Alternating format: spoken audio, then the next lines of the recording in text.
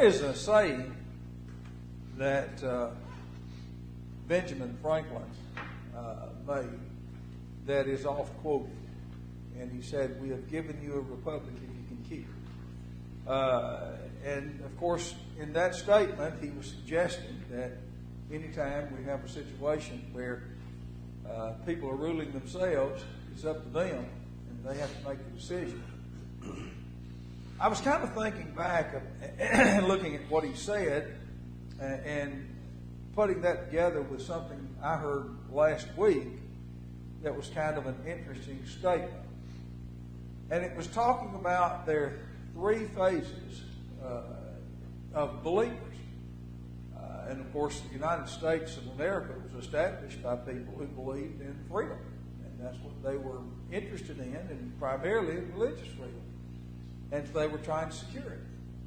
And he was talking about three phases of believers. And he was really talking about the United States and the problems that we're having today. And he was trying to look at history and see where we've come, where we've been, where we've come from, where we're going to. And it was kind of an interesting discussion. But the more I thought about that, the more I thought about the people of God. And as I was trying to decide how to put this together in some type of a lesson, I decided that I would go back and talk about the temple. You know, if you stop and you think about the songs that we sing, such as the one that we sang just before the prayer, that talks about being with Jesus and not being afraid because we're in His presence. And you think about all the songs like Hand in Hand with Jesus, Just a Closer Walk with Thee, and all those songs. What they're suggesting is the comfort that comes from knowing that God is with us and how important that is. When you go back and you study the example of Shadrach, Meshach, and Abednego, it's always amazing to watch that there are three men cast into the furnace, and then there was a fourth man that was there. And there's been a lot of discussion over time whether that was Jesus or whether that was some angel sent to protect them. It's not really important. The important thing is to realize that they weren't alone, that God was with them.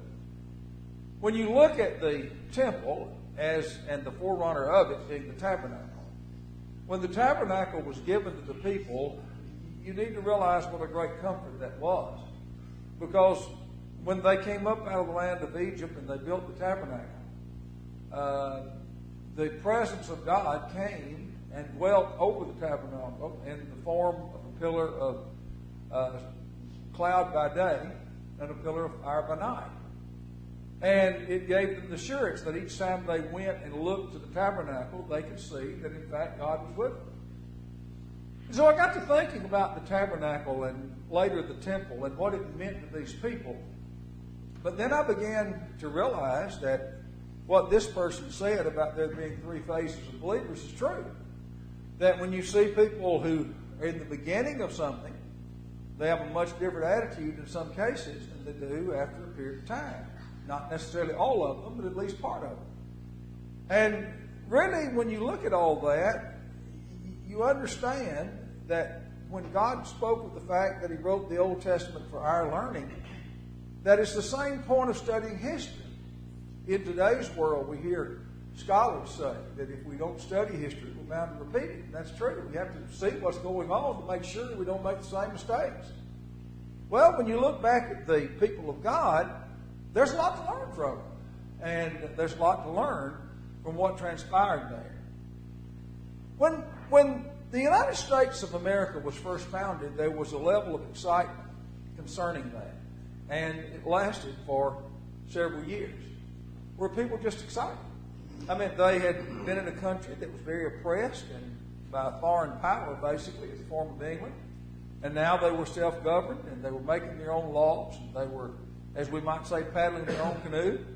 And they were having the privilege to worship as they wished and to serve God as they wished, and they were thankful for that. They went under the heel of the King of England. And there was a great level of excitement there. Well, you know, that's very typical.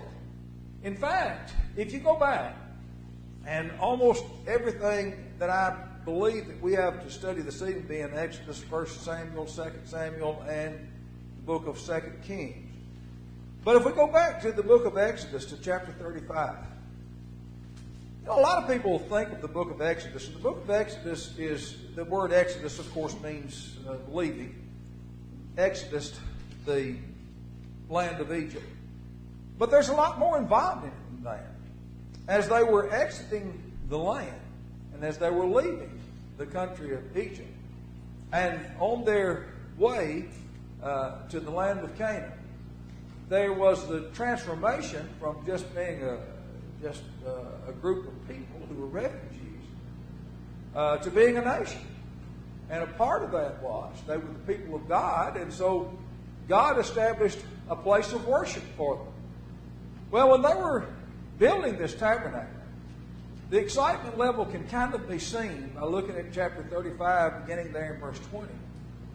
The congregation of the children of Israel departed from the presence of Moses after he had given them instructions concerning the tabernacle, and they came, everyone whose heart stirred him up, and everyone whose spirit made willing, and they brought the Lord's offering to the work of the tabernacle of the congregation, and for all his service, and for the holy garments. And they came, both men and women, as many as were willing-hearted, and brought bracelets, earrings, rings, tablets, all jewels of gold, and every man that offered an offering of gold unto the Lord. And every man with whom was found blue, and purple, and scarlet, and fine linen, and goat's hair, and red skins of rams, and badger skins brought them. Every one that did offer an offering of silver and brass brought the Lord's offering, and every man with whom was found shittim wood for any work of the service brought it. And all the women that were wise-hearted did spin with their hands, and brought that which they had spun, both of blue, and of purple, and of scarlet, and of fine linen.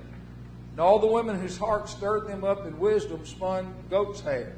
And the rulers brought onyx stones, and stones to be set for the ephod and for the breastplate, and spice and oil for the light, for the anointing oil and the sweet incense. The children of Israel brought a willing offering unto the Lord, every man and woman whose heart was made them willing to bring for all manner of work which the Lord had commanded to be made by the hand of Moses. Now, when you read that, what you understand is very simple. And you can really see it. If you were there, you would certainly realize that when Moses ended his speech concerning the tabernacle, everybody just ran home, at least many of them, most of them, and they began to assemble things so that they could make this happen. Now, what you see in that is something that's very typical. Very typical. Almost everything, when someone sees it as an opportunity, sees it as a great blessing, they get very excited about that. Even when you look, for example, to the parable of the sower, Jesus talked about some people who really weren't all that converted. Even they get caught up in excitement. They're excited about being a Christian. Sometimes doesn't last, but there is an excitement phase to that. If there's some brethren who are trying to build a new congregation somewhere, you know, this building wasn't, the church here, as far as I understand, wasn't in this building in this location originally, but was actually over on the road out to the park. But I'm sure that when those brethren met together, they were thinking about building a building and beginning to have a place they could come to worship and have a stove in it and be protected from elements. I'm sure there was a level of excitement, something similar to what you see here. Not unusual. Now, when you think about it, one other thing that tends to happen in a situation like that is this.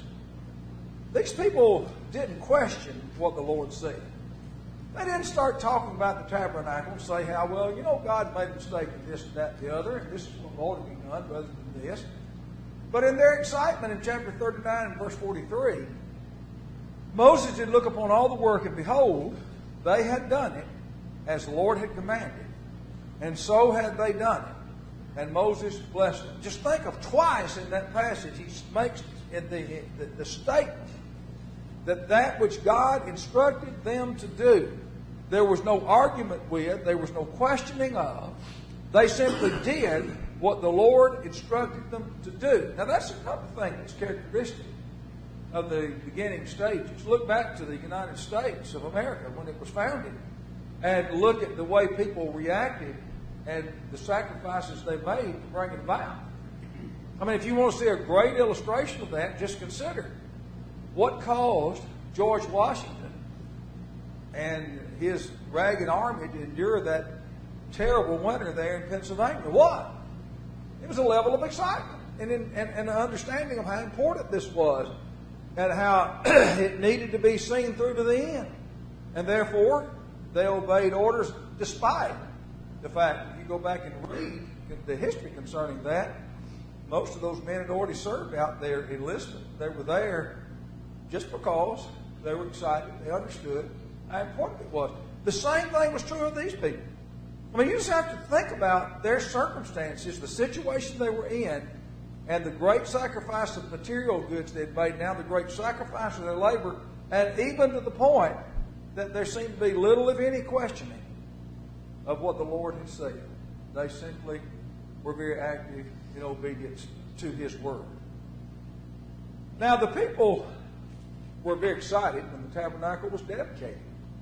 You jump out of the book of Exodus and go over to the book of Numbers. There's very little said about it in the book of Leviticus, but the book of Numbers kind of comes back to revisit that. And obviously, I've got up here chapter 7, verse 1 through 89. And I'm not going to read all the verses. I'm obviously not. You probably would tire of me reading for that many verses at once. But it's interesting to notice that what this chapter does and what this chapter talks about. When they were coming to devote the tabernacle, it said, it came to pass on the day that Moses had fully set up the tabernacle, had anointed it and sanctified it, all the instruments thereof, both the altar and all the vessels thereof, and had anointed them and sanctified them, that the princes of Israel, heads of the house of their fathers, who were of the tribes of Israel, were over them, were numbered, and offered. And it begins then to describe what they brought at the day that the temple was dedicated. Well, here's something to think about. You know, one of the things that when you go back and review the history of the United States is everybody was excited about the nation being established. That was true. But there was one other thing that they realized that most people are not very excited about. We're about to approach April the 15th, which now has been extended, I believe, to May the 17th, the filing deadline for the federal taxes. Most people are not very thrilled about that.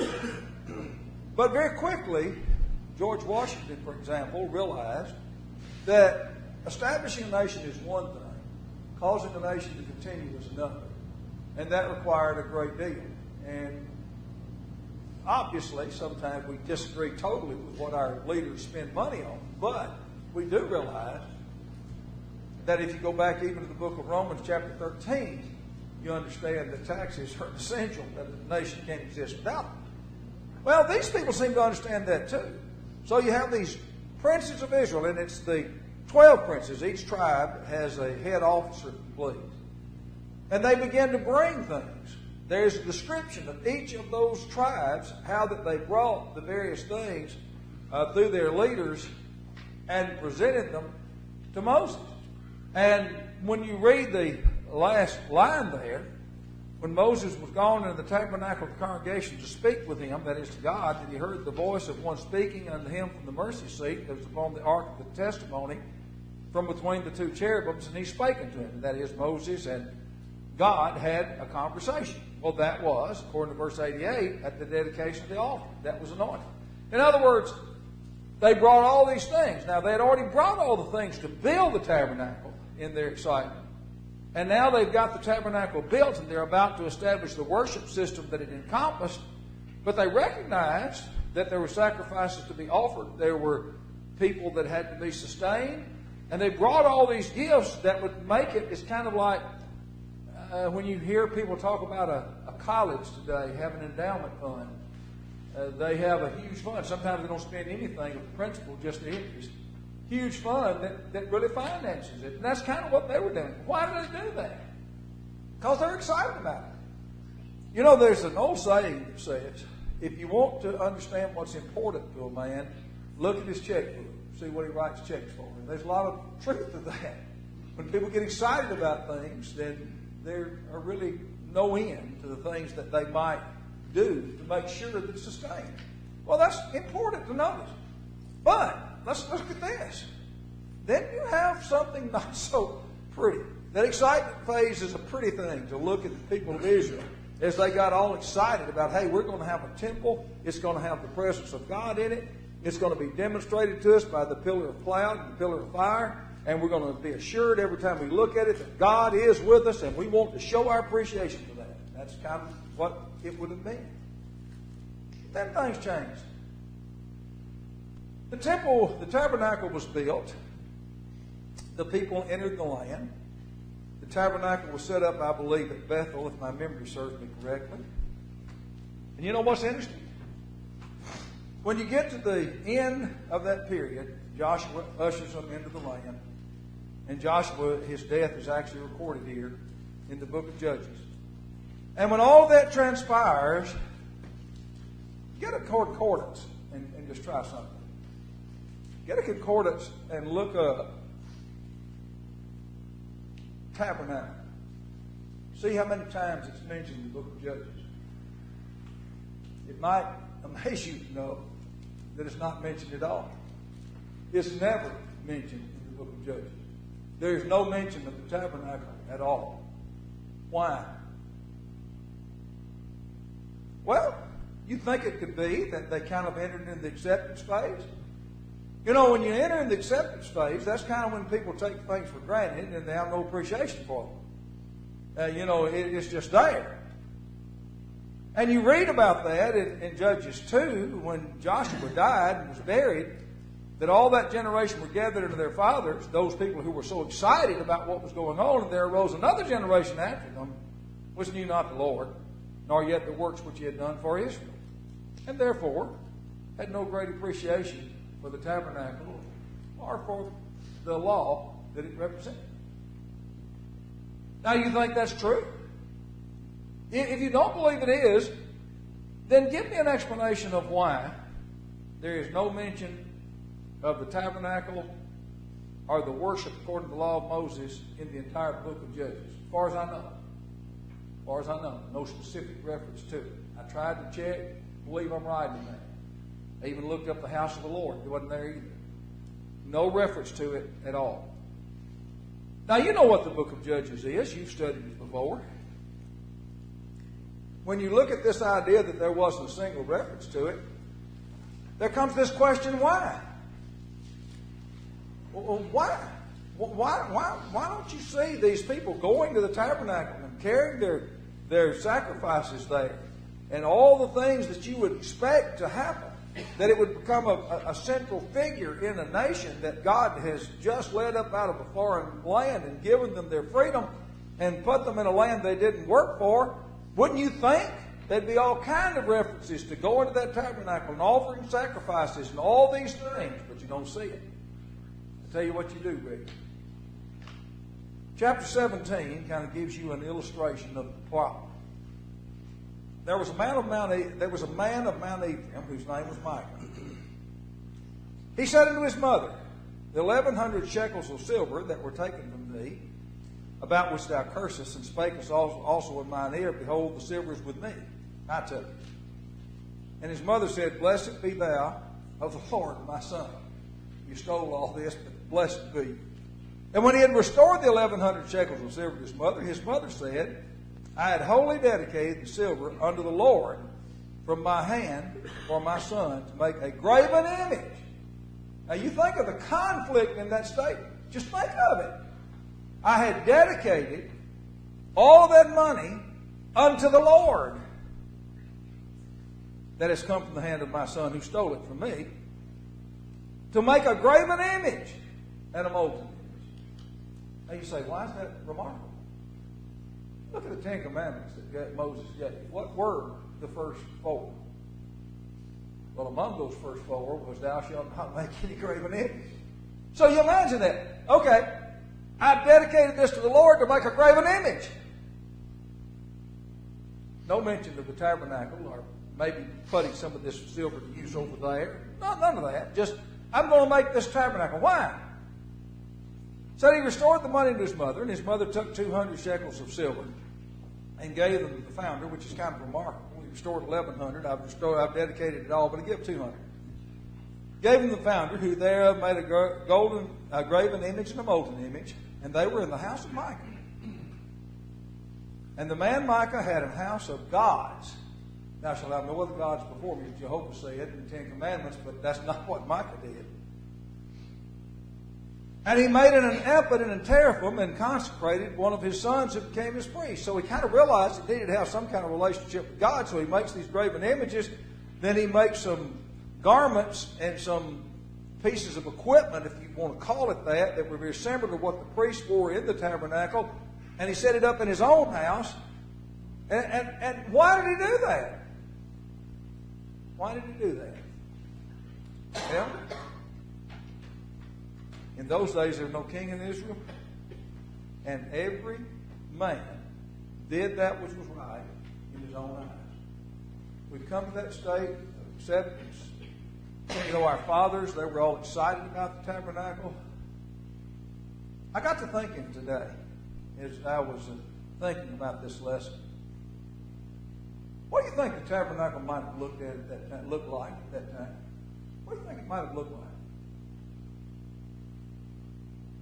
You know, if you had a building out here that's being used for a particular purpose, a depot, post office, whatever it is, and suddenly the community goes in a different direction, they abandon it, what does it look like? What did the tabernacle look like at that time? When all these people were doing what they wanted to do, establishing their own religions, basically, because they kind of took it for granted. They knew it was there, hadn't torn it down. It shows up again later, but they had no use for it.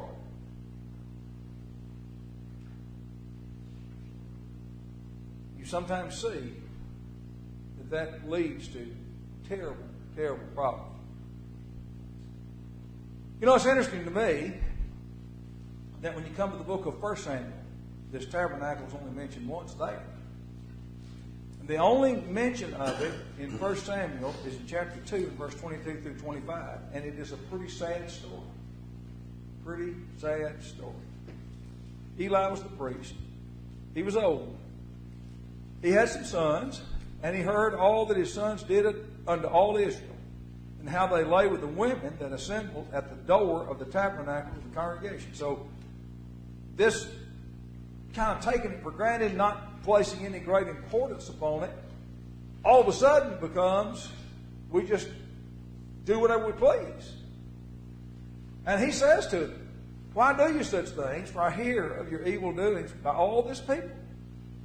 Nay, my sons, for it is no good report that I hear. You make the Lord's people to transpass. If one sin against another, the judge shall judge him. But if a man sin against the Lord, who shall entreat for him? Notwithstanding, they hearken not unto the voice of their father, because the Lord would slay them. Interesting statement. Interesting thought. So these people in the first generation, they're all excited. They make great financial sacrifice. They make great sacrifice of their time. They're very interested in it. They die, and their children see all that their parents have done and the great blessing that the Lord has given them. But they kind of lose sight of it. They don't pay much attention to it. They just, okay, there's the tabernacle. But hey, you know, for whatever reason, we're going to do what we want to do, and we'll just have a place of worship in our house. We just won't really care. Now, how long do you think that you can stay in that phase? If you have a church that enters in that phase where nobody really cares, doesn't make any difference to them, how long do you think they can stay in that phase? Well, this person who was read the words that this author had written, but then you enter the rebellion phase. He was actually making the point of the United States in disrespect for the Constitution and where we've gone today with defunding the police and all that. It's the point he was making. But religiously, it's the same point. I don't know if you saw it or not, but the newest census in 2020 that was done, for the first time in the history of the United States of America, there are fewer people who are members of any religious organization than those who are not members. There are 49% who are members of a church or a synagogue or something, some kind of religious organization. That means there's 51% of the people say they're not. Now let me tell you something interesting about that to think about. I saw these figures the other day too. In 1930, in 1930, the percentage of people in the United States who were a member of some church was 70%. In 1970, in the census in 1970, the number was still 70%. So from 1970 till 2020, which is 50 years, you went from 70 to 49. I'm not suggesting all those people had a right relationship with God. I'm just saying they had any interest in God, period. So when you start this deal of paying no attention to what God said, just doing whatever you please, as those folks were doing, how long is it going to be until you reach a point that you have no use for it? How long? Well, you kind of saw there, you had 50 years, and it just completely...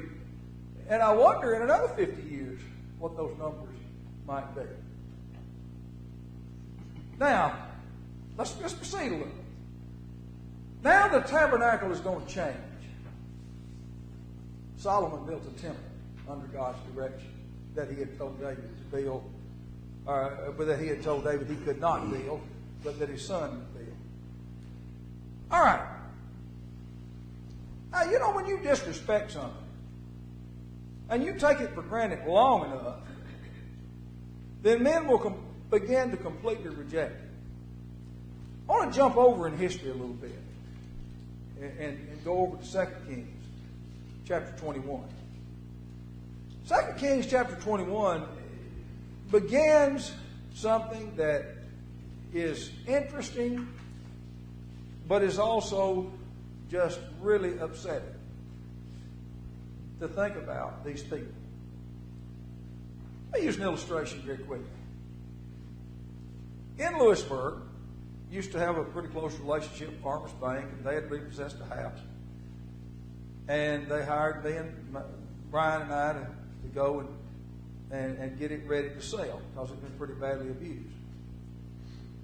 The banker there kind of explained the situation to me.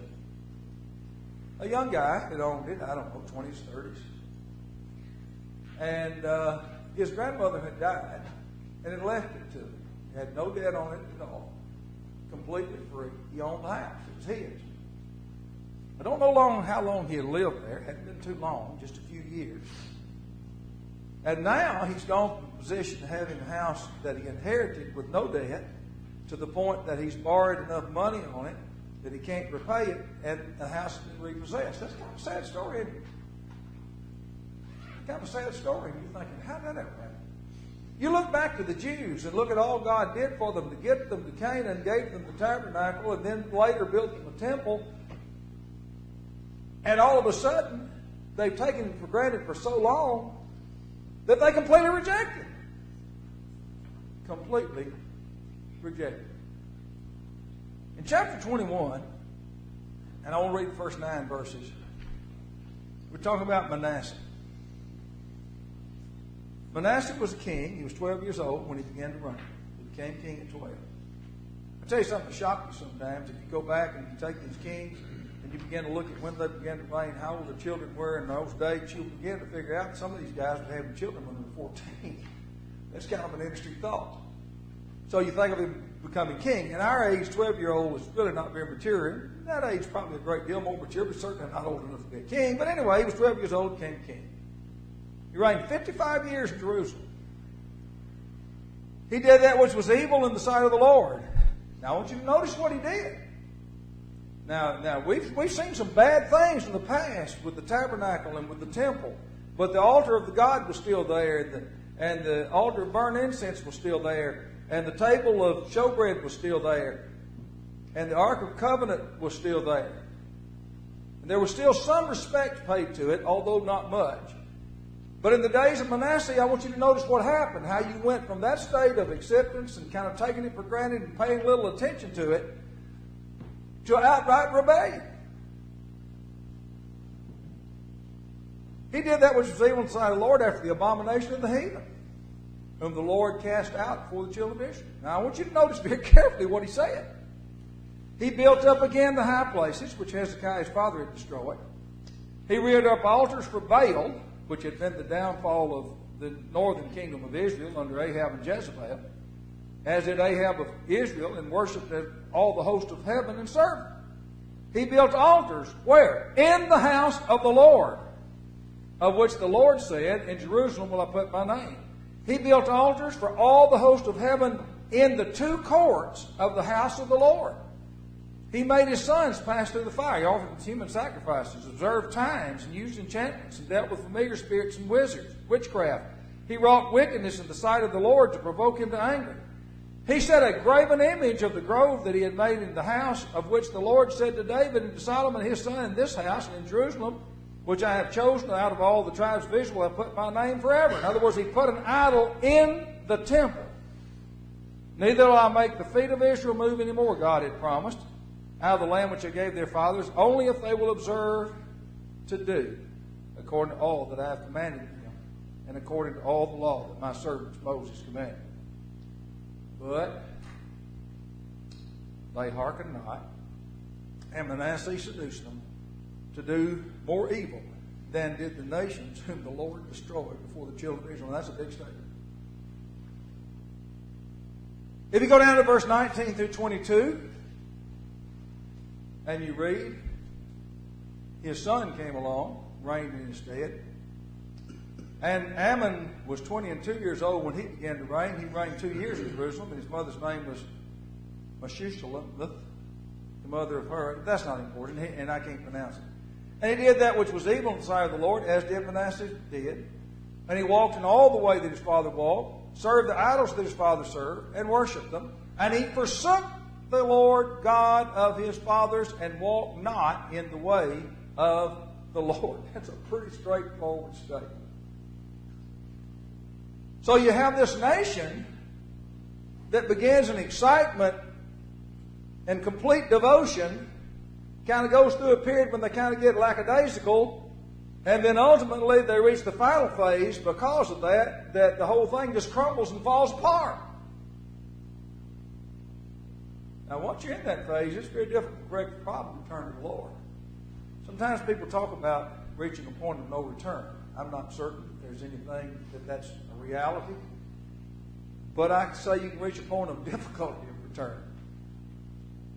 In verse 23 through 26, this king, Ammon, he was so wicked that even the wicked men that served with him rose up against him and killed him. The people of the land slew all them that had conspired against King Ammon, and the people of the land made Josiah the king in his stead. Now that's important, because when you look at Josiah, that's an interesting thought. In chapter 22 and verse 1, this new king, his father was just so wicked. But here's the king, he begins to reign, he's 8 years old. He reigned 31 years in Jerusalem. He did that which was right in the sight of the Lord, and walked in all the way of David his father, and turned not aside to the right hand or to the left. And then let's jump down to verse 8. As a part of that, doing that which is right, remember now, the temple has altars built in it to idols, places of worship for idols. It has an actual graven image of an idol set up in the temple. So I assume that all the things and the articles that used in worship of God have probably been removed, I'm guessing. And there's been a complete tossing of God's word out the window. Nobody cared about it anymore. So this king, he's restoring it. And as he's restoring it, the high priest comes to him and said, you know what? I found a book in the law of the house. I found the book of the law in the house of the Lord. I found it. So he gives it to him. The scribe brings it to the king and said, thy servants have gathered the money that was found in the house, and have delivered it into the hand of them that do the work. They the oversight. And Shaphan the scribe showed the king, saying that of the book that the priest had delivered. And so he began to read it. And it came to pass, when the king had heard the words of the book of the law, he rent his clothes. Can you imagine that? I mean, you're sitting there cleaning out a temple that's completely covered, and evidently he'd never been exposed even to the Ten Commandments, and all of a sudden he begins to read them, and he begins to say, man, this is scary. This is scary that we've entered into such a position as this. And so the king commanded the priest and the scribe And he said, Go ye, inquire of the Lord for me and for the people, for all Judah, concerning the words of this book that is found. For great is the wrath of the Lord that is kindled against us, because our fathers have not hearkened to the words of this book to do according to all that was written concerning us. You know, have you ever had a situation where you barely escaped death? Something happened, maybe something falls off a building and misses you by about 2 inches. And you see that occur, and it's so scary that sometimes you literally have to sit down and kind of catch your breath, because it makes you understand how close you are. I wonder if that's not where this king was when he read this book and all that God had said, both of reward and punishment, and then he looked at what they had done, and I'm certain that he was right. But you know, if you read verse 15 beginning through verse 20, it's kind of interesting what the Lord tells him. He said, you know, I appreciate you for who you are and what you've done. But this nation has progressed to the point that there's no salvation for it. Now, if you read this, that's exactly what you understand. She said unto them, Thus saith the Lord God of Israel, Tell the man that sent me to you, Thus saith the Lord, Behold, I will bring evil upon this place, upon the inhabitants thereof, even all the words of the book which the king of Judah hath read. Because they have forsaken me, have burned incense to other gods, that they might provoke me to anger with all the works of their hands. Therefore my wrath shall be kindled against this place, and shall not be quenched. And to the king of Judah which sent you to inquire of the Lord, thus shall you say to him, Thus saith the Lord God of Israel, as touching the words which thou hast heard, because thine heart was tender, and thou hast humbled thyself before the Lord, when thou hearest what I spake against this place, and against the inhabitants thereof, that they should become a desolation and a curse, and hast rent thy clothes and wept before me, I have also heard thee, saith the Lord. But here's what he then said. Behold, therefore, I will gather thee into thy fathers, and thou shalt be gathered into thy grave in peace, and thine eye shall not see all the evil which I will bring upon this place. And they brought the king word again. Now, as soon as Josiah, this king that God was speaking to, passed away, the people continued in their rebellion. It didn't stop. Had a temporary reprieve. Went and cleaned out the temple during his kingship, if you please. In the time of 840, I believe, that's what we read. He was 8 years old for 32 years. I think that's correct, without looking back. And now, all of a sudden, he dies.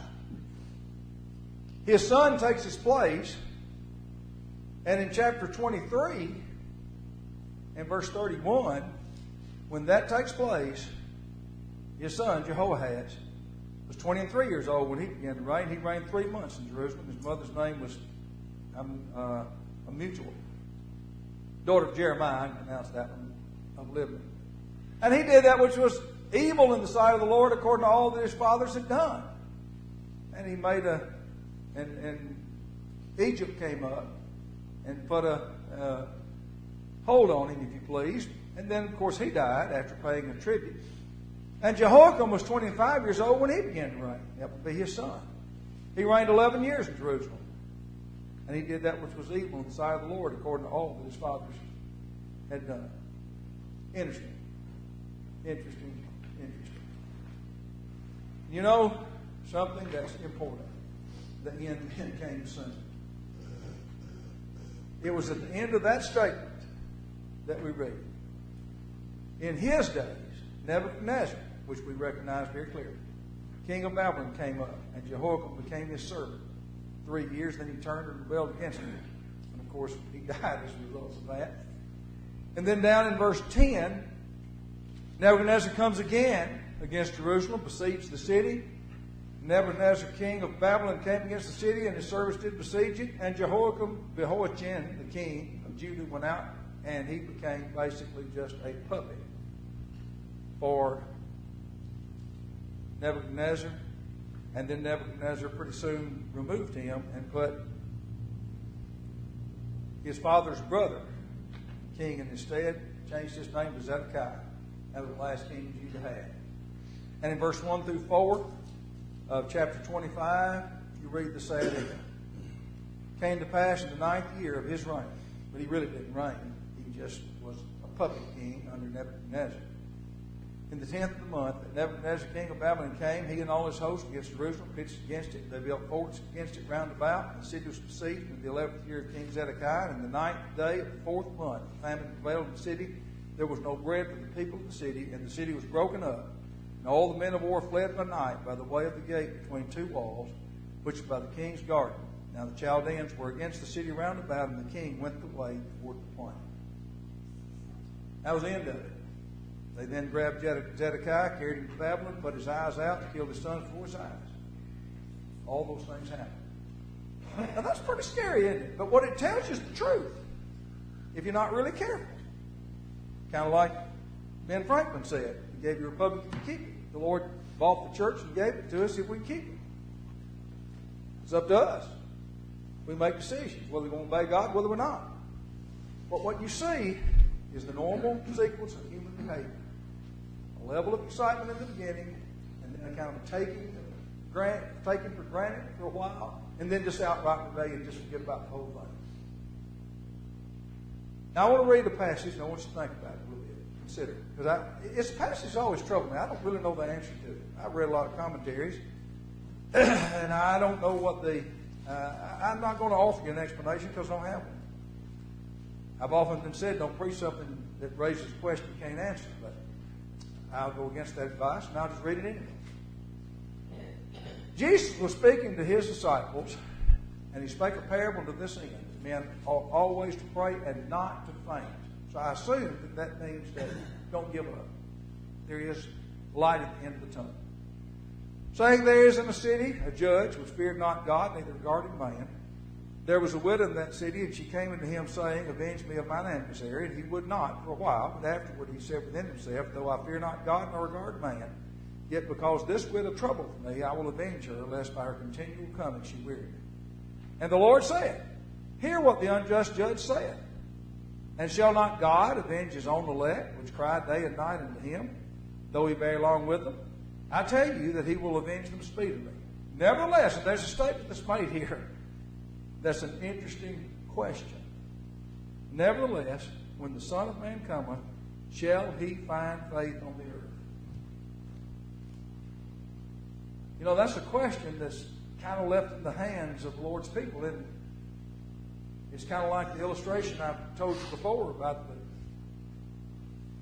boys that come before this wise man. They have a riddle they can't solve. They have a bird in their hand. They ask the man the question, is the bird in my hand alive or dead? The wise man thought a moment, and he said, the question is in your hand. If I say it's alive, you'll squeeze the bird and it will die. If you say it's dead, you'll release the bird and it will live. So the question's in our hand. I mean, we are the people of God. Where are we? Do we maintain a level of excitement and appreciation for all that God's done for us?